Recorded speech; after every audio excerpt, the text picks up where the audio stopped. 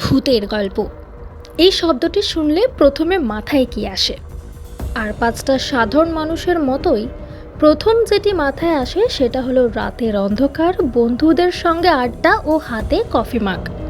এমনভাবে আড্ডা দেওয়ার সময়ে ভূতের গল্প শোনার মজা ও অনুভূতি দুটোই আলাদা। শীতের রাতে কানে হেডফোন আর তার সঙ্গে অডিও স্টোরি শোনার ব্যাপারটাও বেশ রোমাঞ্চকর।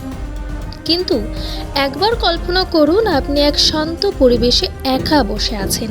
হঠাৎ আপনি অনুভব করলেন কিছু সন্দেহজনক।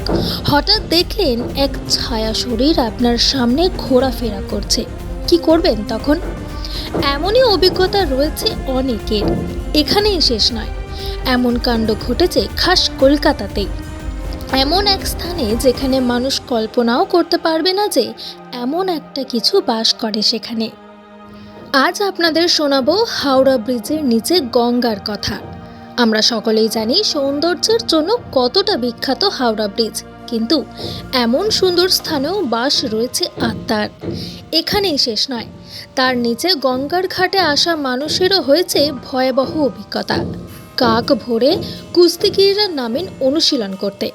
অনেকের তাদের মধ্যে দাবি করেছেন যে একটা ভাসমান হাত দেখা গিয়েছে জলের উপর, এবং কেউ যদি কোনো মানুষ ডুবে যাচ্ছে ভেবে সাহায্য করতে চান, তিনিও নাকি আর ফিরে আসেন না। আবার অনেকে বলেন রাতের অন্ধকারে ব্রিজের উপর হাঁটাচলা করেন এক সাদা শাড়ি পরা মহিলা।